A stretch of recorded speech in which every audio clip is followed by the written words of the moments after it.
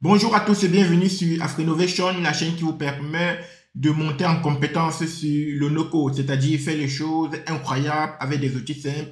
Vous pouvez donc tester rapidement votre idée de business pour voir si ça marche ou pas. Aujourd'hui, nous allons voir comment ajouter un groupe dans Notion. C'est-à-dire, vous pouvez, si vous avez un tableau qui a beaucoup de données, vous pouvez donc faire en sorte que ce tableau puisse être groupé en fonction de la donnée que vous souhaitez. Pour ajouter ce groupe, du moins pour vous montrer comment ça fonctionne, je vais donc venir sur ce tableau. Ici, je vais ajouter un groupe. Pour ajouter un groupe, c'est simple. Il suffit de partir ici et modifier la vue. On va partir donc dans groupe. Ici, on constate qu'il n'y a aucun groupe. Et on va ajouter un groupe et on va voir comment cela se comporte. Pour ajouter un groupe, on peut ajouter le groupe sur dépenses.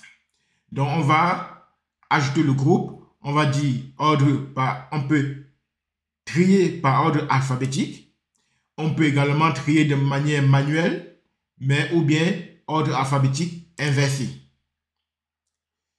Et une fois qu'on va accepter,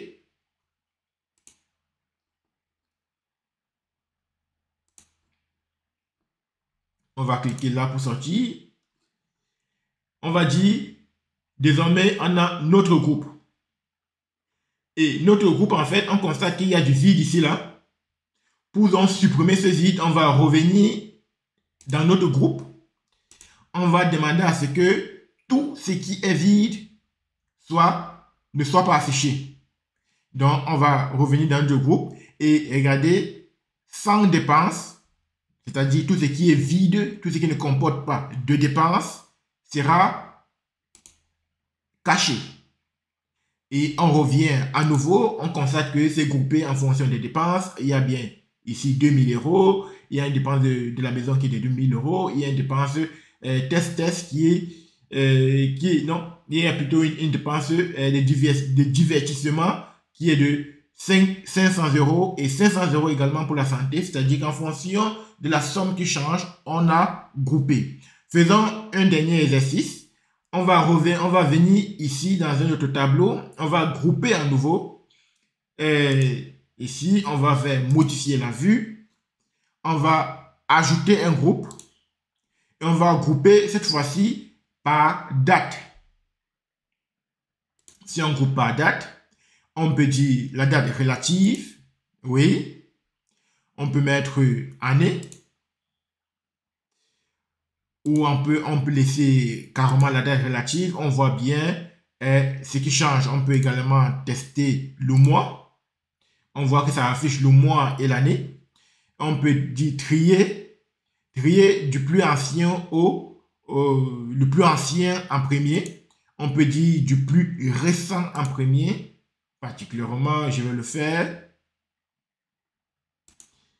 Et on constate que c'est bien trié ici, là, en février. Et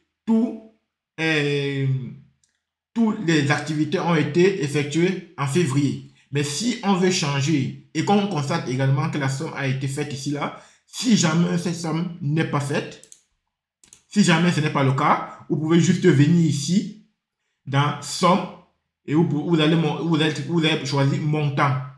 Donc, vous allez choisir ce qui peut être sommé. En l'occurrence ici, là, ça va être le montant. Il n'y a rien d'autre qui peut être sommé. Mais si on veut changer, par exemple, et on veut trier, je ne sais pas, par le nom, on va le faire. Ou bien on veut utiliser autre chose. On va tout simplement venir ici. Tout à l'heure, on avait choisi date. On va dire, on ne veut plus la date, on veut désormais le nom.